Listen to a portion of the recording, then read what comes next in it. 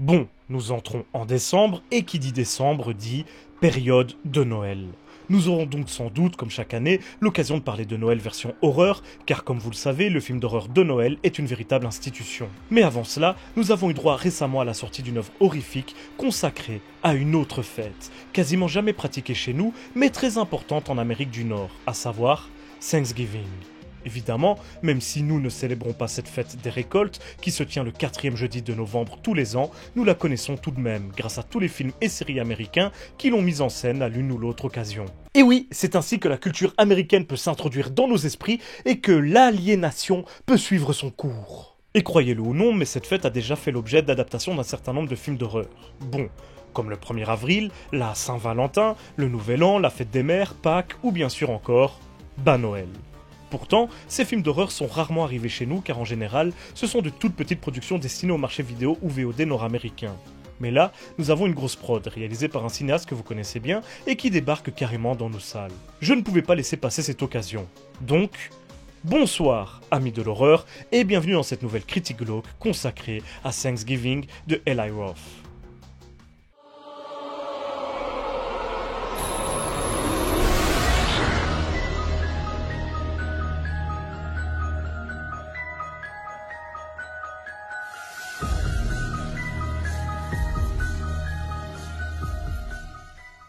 Donc bon, vous l'aurez compris, ce Thanksgiving est réalisé par Eli Roth, bien connu des amateurs de cinéma d'horreur, puisqu'il est à l'origine de films comme Cabin Fever, Hostel 1 et 2, The Green Inferno, Knock Knock, etc. Autant dire qu'il est particulièrement actif dans le genre.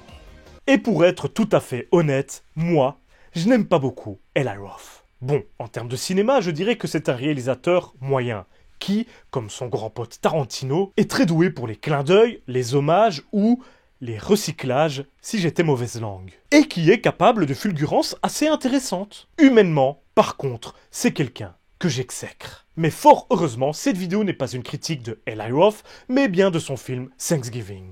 Avant toute chose, pour les plus vifs d'esprit, vous aurez sans doute remarqué les similitudes entre ce projet et le faux trailer réalisé par ce même Eli Roth pour le projet Grindhouse de Quentin Tarantino et Robert Rodriguez. Et en effet, ça n'est pas anodin. Le cinéaste a finalement décidé d'adapter cette fausse bande-annonce en long métrage, rejoignant ainsi Robert Rodriguez et son Machete qui a connu exactement le même destin.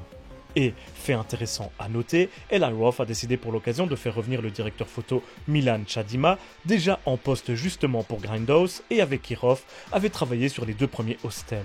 C'est donc en quelque sorte une affaire de famille. Surtout quand on sait que Eli Roth est très ami avec la mère de Chadima, et ce depuis plus de 20 ans. Autre réminiscence de cette époque de la filmographie de Roth, le retour de Rick Hoffman qui apparaissait déjà dans Hostel et qui a depuis connu le succès grâce à la série télé et notamment à Suits, Avocat sur mesure. Et même quand on voit ce que Eli Roth a réalisé ces dernières années, c'est également un retour aux sources pour lui, qui était surtout occupé sur de la production de séries télé, de pseudo-documentaires sur des événements surnaturels ou de longs et courts métrages en tout genre. De toute façon, la démarche de départ était assez limpide. Eli Roth a décidé de réadapter l'un de ses anciens courts-métrages, la fameuse bande-annonce, qu'il avait réalisé plus de 20 ans auparavant. Si ça, ce n'est pas un retour aux sources, je sais pas ce que c'est. Enfin bon, du coup, Thanksgiving, ça raconte quoi? Dans la petite ville de Plymouth, dans le Massachusetts, berceau de Thanksgiving, puisque c'est dans la région que cette fête fut célébrée la toute première fois, un Black Friday vire au chaos, quasiment à l'émeute, ce qui va jusqu'à causer des morts. Un an plus tard, un tueur fou fait son apparition et se met à assassiner des gens en rapport avec cette soirée calamiteuse. Mais au fur et à mesure des meurtres, un plan sinistre commence à se dessiner, et tout ça risque bien de se terminer en repas de Thanksgiving mortel pour Jessica et ses meilleurs amis, en partie indirectement responsables de la catastrophe de l'année dernière.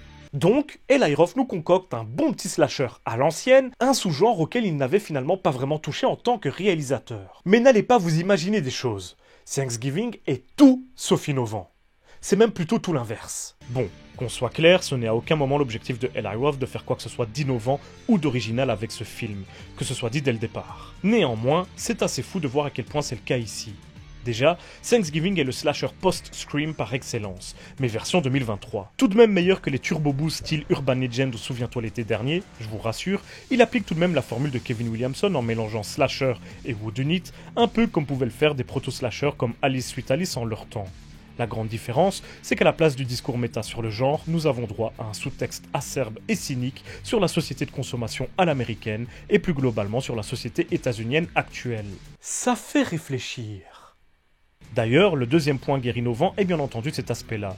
Eli Roth, c'est ce sale gosse qui adore faire des doigts d'honneur à tout un tas de sujets ou de problématiques à travers ses films et pense, peut-être, je ne suis pas dans sa tête, qu'il critique, dénonce, pointe du doigt de véritables sujets.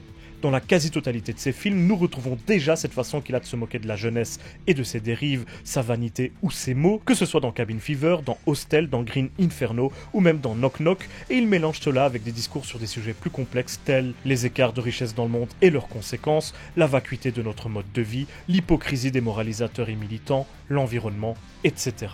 Ça n'a jamais volé très haut, et la plupart du temps, ces films finissaient par aller à l'encontre de ce qu'ils prétendaient vouloir dire. À l'image de Green Inferno qui se veut parler en faveur de l'écologie et contre la déforestation, mais qui nous donne juste envie d'aller raser toute l'Amazonie et de foutre des baffes aux militants écolos. Génial! Du coup, Thanksgiving est dans la continuité, non, pire, adopte exactement la même posture que les précédents longs métrages de son réalisateur. Est-ce grave? Pas vraiment, à mon sens, mais considérez cela comme les prémices de ma critique du manque d'ambition de Roth avec le film. Recycler ce qu'il a l'habitude de faire et ce qu'il aime dans le cinéma d'horreur.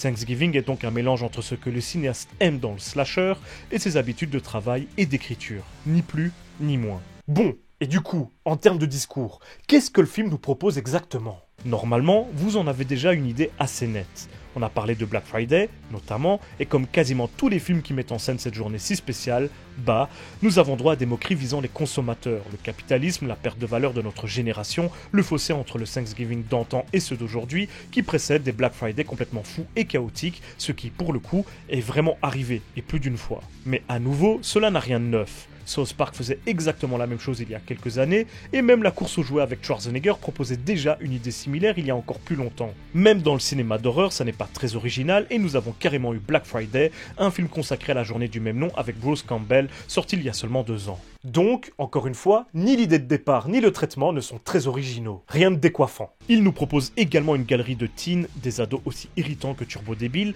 pas sûr que ce soit dans le cadre d'une critique quelconque, vu que Eli Roth a juste pris l'habitude avec le temps de mettre en scène ce genre de personnages. Les jeunes, dans ces films, sont systématiquement idiots, horripilants, superficiels, lourdingues, transparents, quand ils ne sont pas carrément mauvais, hypocrites, manipulateurs et tout ce qui va avec.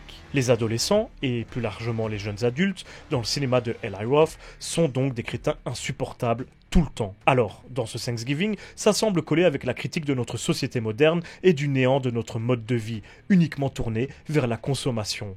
Mais Romero savait exprimer cela avec de véritables personnages, lui. Bon, pause. Là, je te vois venir. Az, t'as détesté La Nonne 2, The Exorcist Believer, Demeter, t'as pas trop aimé Saw X, mais t'aimes rien en fait. Eh bien, j'ai trouvé Thanksgiving assez au-dessus de tous ces longs métrages, et de qualité plutôt équivalente à Saw X, même si, personnellement, je préfère Thanksgiving assez largement. Mais pourquoi, donc? Allez, je le dis, Thanksgiving est hyper fun, comme doit l'être un slasher qui n'a rien d'autre à proposer que des meurtres. Selon moi. Ces personnages abrutis sont les parfaites victimes pour un tueur masqué, et on prend vraiment beaucoup de plaisir à les voir se faire mettre en pièces un par un, de façon extrêmement gore et brutale, surtout pour un film que l'on peut découvrir en salle. Car oui, Thanksgiving, la semaine de l'horreur, est un long métrage déconseillé aux moins de 18 ans, et ce, à cause de sa violence excessive. Très cool de pouvoir voir sur grand écran un personnage se faire décoller des lambeaux de chair en essayant de se dégager d'une porte gelée, de voir des victimes se faire couper en deux ou décapiter, une autre se faire cuire comme une dinde. Pour Thanksgiving. Une dinde. T'as le lien? Une autre se faire exploser le crâne à coups de marteau jusqu'à en libérer le contenu sur la table, etc. Thanksgiving est bête et méchant. Mais comme Hostel, Green Inferno ou Cabin Fever. Bon, ok, ce n'est toujours pas quelque chose de nouveau venant de Eli Roth, mais ça faisait quelques années qu'il s'était assagi. Donc, c'est quand même plutôt sympathique de le voir revenir à ses premiers amours gore. Et si proposer toute une galerie de personnages débiles dont on se fiche du sort ne permet pas de créer une tension, vu qu'on n'a que faire de ce qui leur arrive, le fun qui se dégage de leurs mises à mort successives vaut tout de même la peine.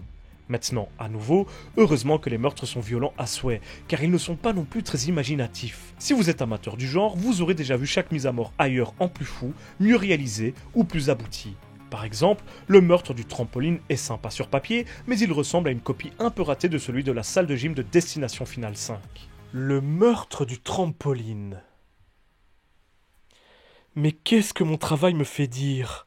Thanksgiving se veut être drôle à de nombreux moments, ce qui empêche également une vraie tension, une peur de s'installer, mais confirme l'ambition de légèreté et de fun qui dictait Roth et qui me permet de fermer les yeux, en partie, sur la stupidité des personnages, mais également du scénario. Car pour que l'intrigue avance et que les nombreux rebondissements factices nous soient proposés, le film est obligé d'utiliser des ficelles scénaristiques énormes et parfois franchement dérangeantes, à la limite de l'incohérence à plusieurs reprises.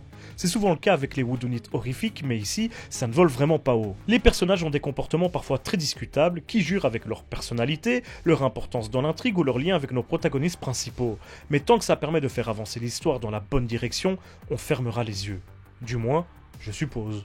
En fait, la façon dont vous allez apprécier ou non ce film va dépendre grandement de votre capacité à fermer les yeux sur toutes les conneries qu'il va vous proposer pendant un peu moins de 2 heures, et à vous contenter de son fun et de sa violence cartoonesque. Je suis persuadé que toute l'ambition de Eli Roth avec ce film se situe là. Un spectacle très violent, drôle, léger et stupide. Est-ce que ça en fait un bon film? Ou plutôt, est-ce qu'on a envie de soutenir une si maigre ambition? À vous de voir.